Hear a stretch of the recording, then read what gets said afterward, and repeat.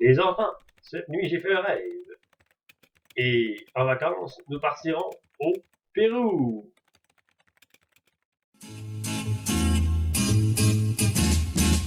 Ram, dam, dam, voilà tout, c'est le temps des vacances.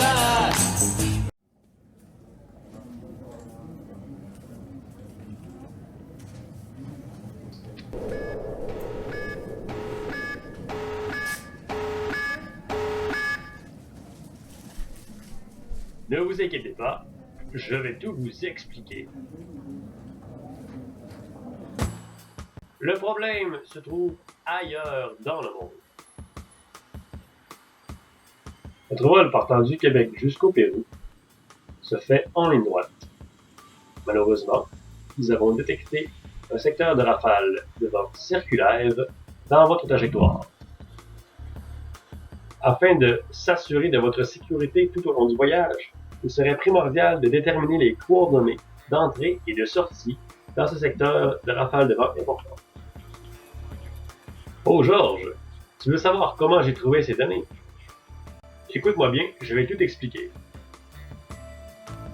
Alors tout d'abord, commençons par voir les notions que tu connais déjà. Tu connais l'équation d'une droite.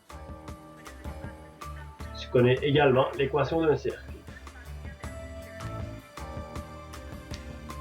Comme la tempête forme un cercle et que votre vol forme une droite, tout ce que nous avons à faire pour trouver les coordonnées recherchées, c'est de trouver les coordonnées d'intersection entre un cercle et une droite.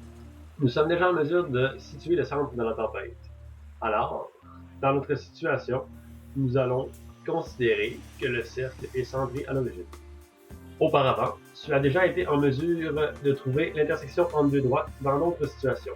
Alors, tu connais bien les méthodes algébriques de la comparaison, de la substitution et de la réduction. Ces méthodes pourront être utiles aussi dans cette situation. En effet, l'idée, c'est de substituer l'ordonnée du cercle par la valeur de l'ordonnée de la droite.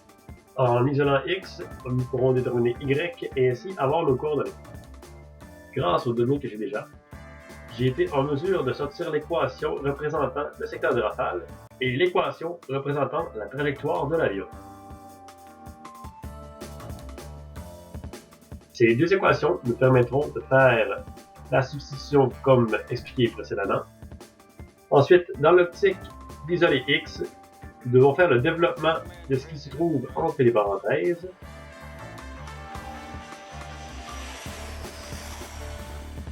Afin de simplifier notre équation, nous devons maintenant réunir les termes semblables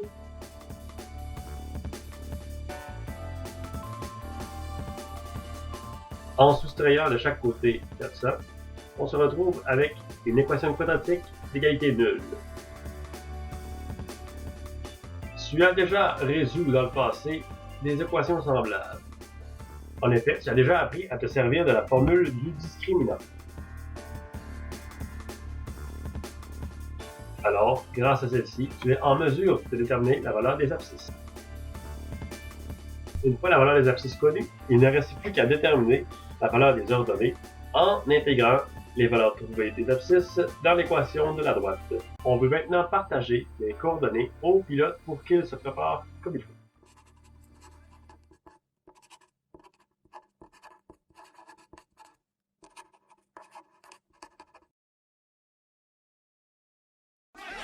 Vous pouvez maintenant voyager en toute sécurité.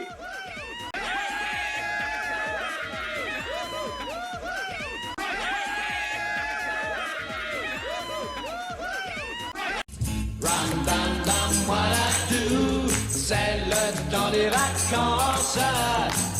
Ram, dam,